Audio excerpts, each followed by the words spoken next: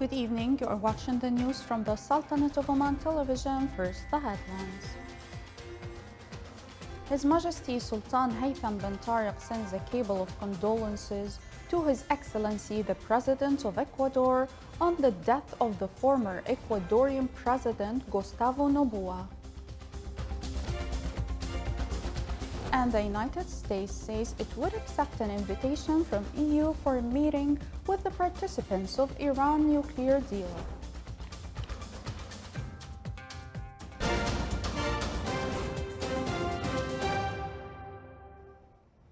Those were the headlines. Now for the news in detail. His Majesty Sultan Haytham bin Tariq has sent a cable of condolences to His Excellency Lenin Moreno, President of Ecuador, on the death of the former Ecuadorian President Gustavo Noboa.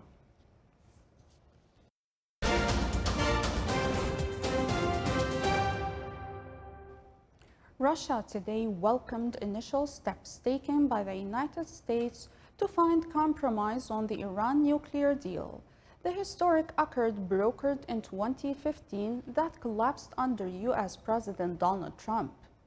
The deal brokered in 2015 by then-President Barack Obama saw Iran drastically scale back its nuclear program in exchange for promises of economic relief.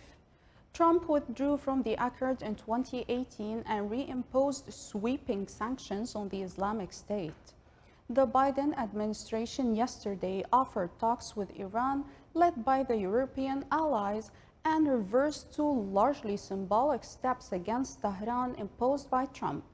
Those steps include a retraction of calls for international sanctions on Tehran and the removal of curbs on Iranian diplomats in New York. After the offer for talks, Iran today renewed its call for the US to lift all sanctions imposed by the previous administration in the US. The novel coronavirus has killed more than 2.4 million people since the outbreak emerged in China in December 2019. At least 110.26 million cases of coronavirus have been registered. Out of these, around 67.6 million are now considered recovered. Yesterday, 11,633 new deaths and 403,810 new cases were recorded worldwide. The United States and Brazil after that, Brazil comes with 243,457 deaths, Mexico 178,108, India 156,111, and Britain with 119,387 deaths. Europe overall has 821,409 deaths, Latin America and the Caribbean 652,237, Asia 250,594, the Middle East 101,809, and Africa 100,324 deaths.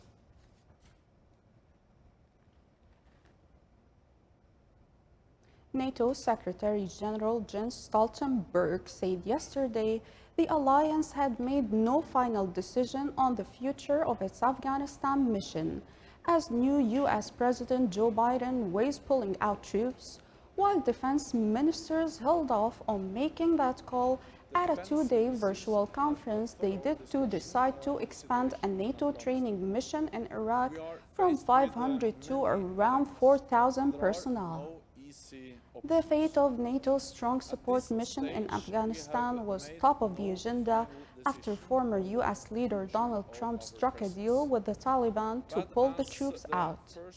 Biden's administration is reviewing whether to stick to a looming May 1st deadline to withdraw the remaining US troops or risk a backlash from the insurgents by staying.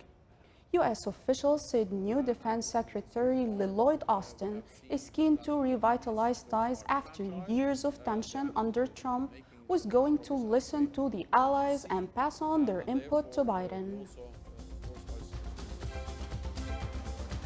Still to come on News Bulletin. NASA's Perseverance rover ready to search for life on Mars.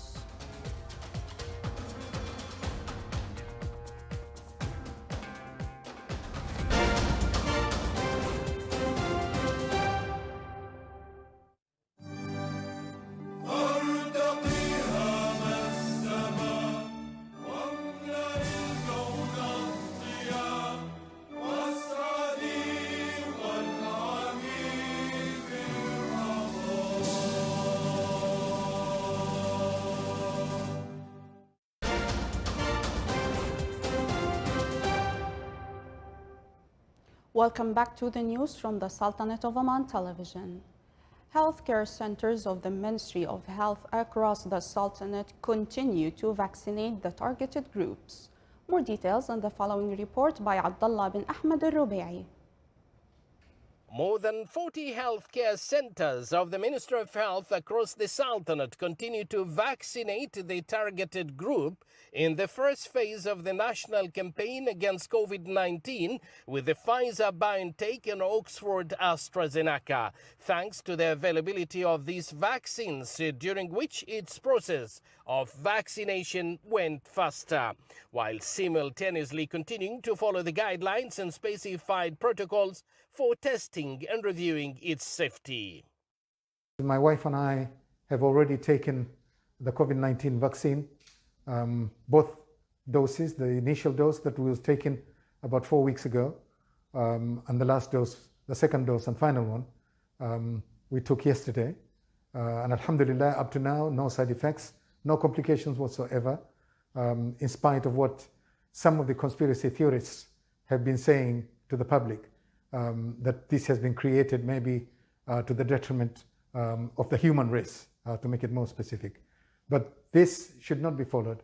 I think all of us have a responsibility to make sure that we preserve health, and the only way we can do it, particularly with this pandemic at the moment, is to make sure that all of us take full control of our own behavior and our own attitude to make sure that none of us succumbs to this pandemic. Because if one of us gets it, we are likely to infect the whole community generally. And we can imagine the kind of financial and socioeconomic difficulties the country is in. So it is not the responsibility of the government, although they are doing their very best for trying everything by any means necessary to protect us with the resources.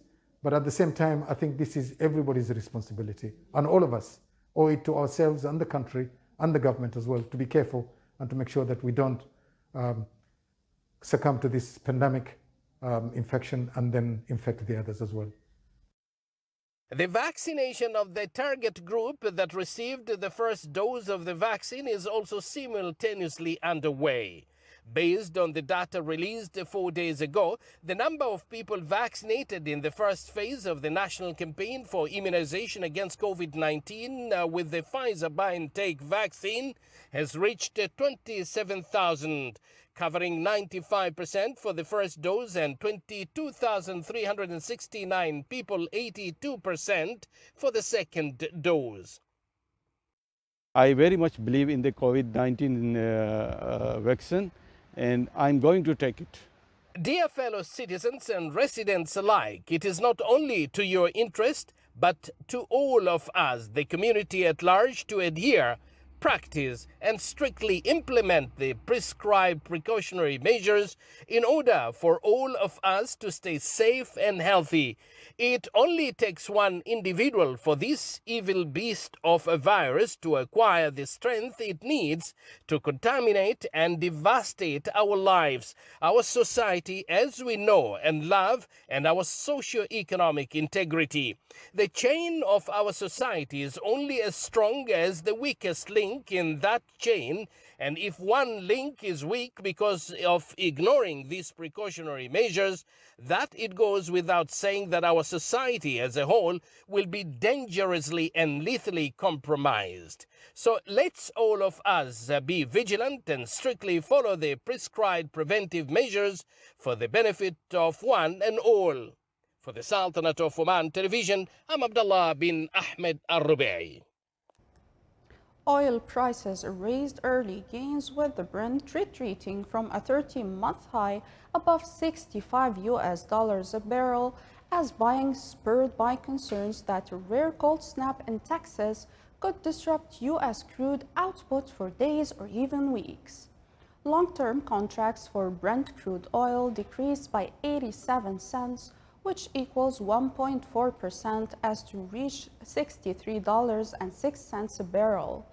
The long contracts for U.S. West Texas Intermediate declined by 82 cents as to reach $59.70 a barrel.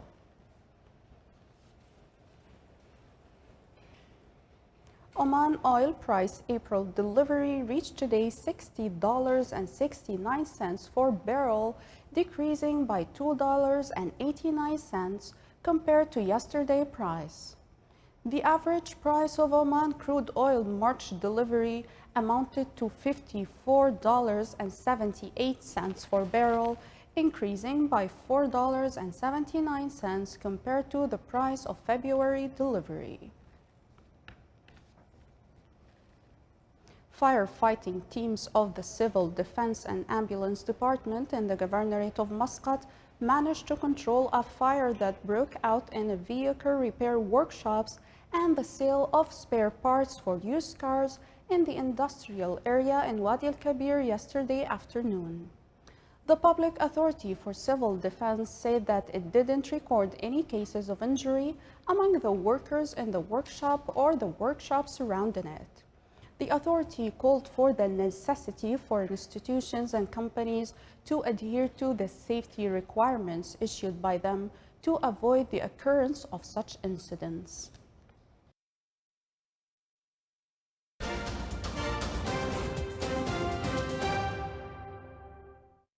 NASA's Mars rover Perseverance, the most advanced astrobiology lab ever sent to another world, streaked through the Martian atmosphere yesterday and landed safely inside a vast crater, the first stop on a search for traces of ancient microbial life on the red planet. Operations lead Swati Mohan and other mission managers at NASA's Jet Lab near Los Angeles burst into applause and cheers as radio beacons signaled that the rover had survived a descent and arrived as planned on the floor of Jezero crater, site of a long-vanished Martian lake bed. The six-wheeled vehicle came to rest about 2 kilometers from towering cliffs at the foot of a remnant fan-shaped river delta etched into a corner of the crater billions of years ago, and considered a prime spot for geobiological study on Mars. The robotic vehicle sailed through space for nearly 7 months, covering 472 million kilometers before piercing the Martian atmosphere at 19,000 kilometers per hour to begin its descent to the planet's surface.